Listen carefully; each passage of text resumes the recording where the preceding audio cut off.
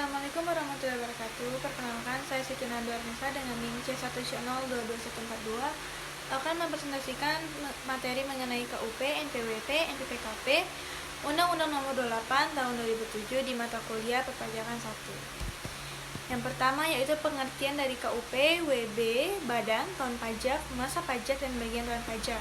Yang pertama adalah masa pajak, merupakan hukum formal yang berisikan peraturan-peraturan mengenai tata cara pelaksanaan pemungutan pajak oleh negara.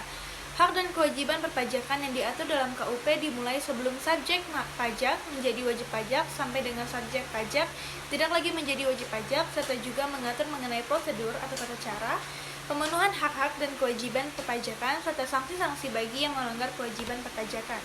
Yang kedua yaitu wajib pajak adalah orang pribadi atau badan yang meliputi pembayaran pajak, pemotongan pajak, dan pemungutan pajak, serta mempunyai hak dan kewajiban perpajakan sesuai dengan ketentuan peraturan perundang-undangan perpajakan.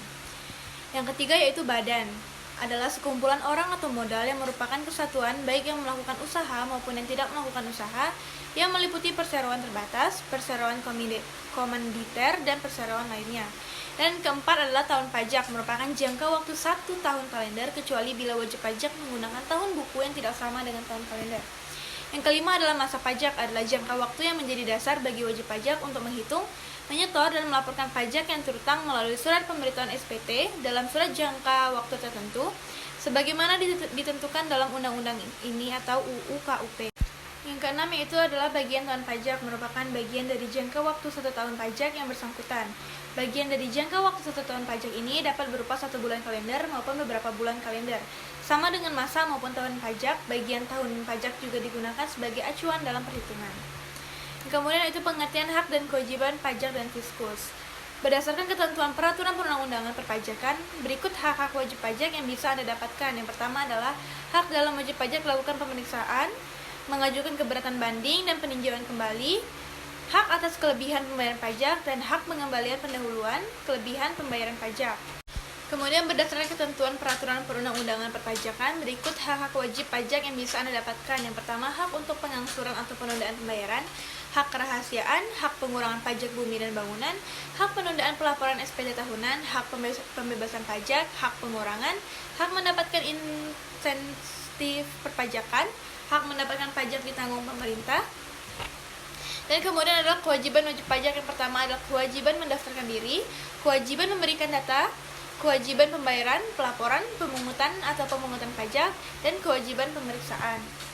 Nah, yang dikecualikan dari kewajiban mendaftarkan diri merujuk Peraturan Direktur Jenderal Pajak Nomor per 20/PJ/2013.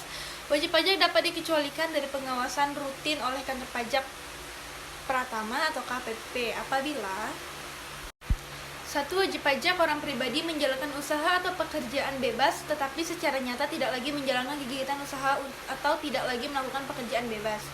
Yang kedua, wajib pajak orang pribadi yang tidak menjalankan usaha atau pekerjaan bebas dan penghasilannya di bawah penghasilan tidak kena pajak.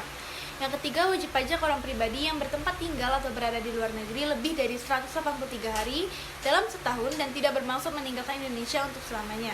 Keempat, wajib pajak yang mengajukan permohonan penghapusan NPWP dan belum diterbitkan keputusan sebagai wajib pajak.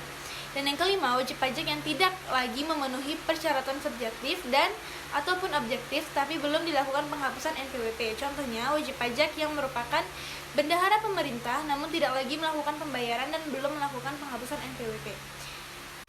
Dan yang ketiga adalah pengertian dari NPWP dan NPPKP. Definisi NPWP dan NPKP.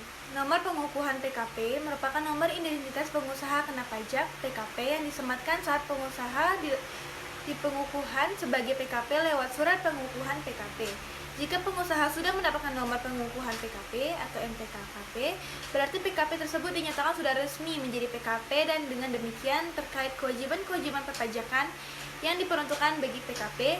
NPWP merupakan identitas wajib pajak, baik pribadi maupun badan yang merupakan identitas atau bukti kepesertaan dalam melakukan hak dan kewajiban perpajakan.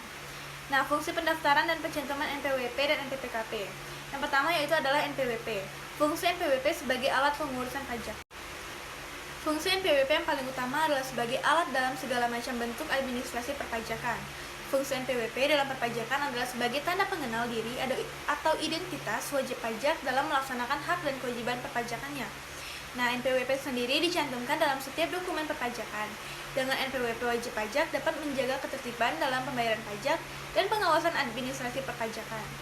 Fungsi NPWP sebagai syarat administrasi lainnya, yaitu selain mempermudah pengurusan pajak, NPWP juga bisa digunakan sebagai syarat administrasi layanan tertentu.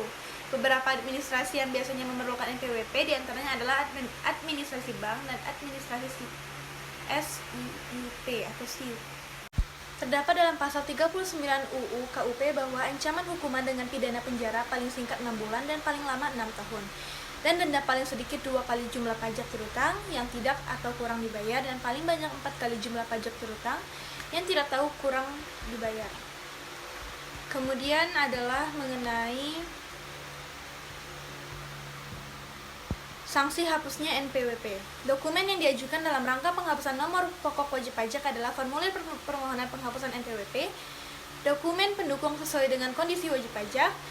Jangka waktu penyelesaian permohonan penghapusan nomor pokok wajib pajak adalah paling lama. Yang pertama yaitu 6 bulan atau wajib pajak pribadi, wajib pajak warisan belum diterbagi, dan wajib pajak instansi pemerintah. Dan yang kedua ada 12 bulan untuk wajib pajak dan badan. Kemudian sanksi dan hapusnya NPPKP. Permohonan pencabutan pengukuhan PKP dapat dilakukan dengan menyampaikan permohonan secara tertulis. Yang pertama yaitu dilakukan dengan mengisi dan menandatangani formulir pencabutan pengukuhan pengusaha kena pajak. Yang kedua, melengkapi formulir penghapusan tersebut dengan dokumen yang disyaratkan meliputi dokumen yang menunjukkan bahwa pengusaha sudah tidak lagi memenuhi persyaratan sebagai pengusaha kena pajak. Keputusan atas permohonan pencabutan. Yang pertama yaitu surat pencabutan pengukuhan pengusaha kena pajak.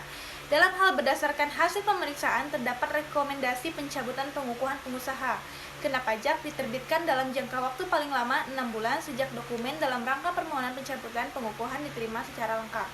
Yang kedua yaitu surat penolakan pencabutan pengukuhan pengusaha kena pajak. Juga dapat diterbitkan dalam hal mendasarkan hasil pemeriksaan terdapat rekomendasi untuk tidak melakukan pencabutan pengukuhan PKP. Sekian presentasi dari saya, semoga bermanfaat. Wassalamualaikum warahmatullahi wabarakatuh.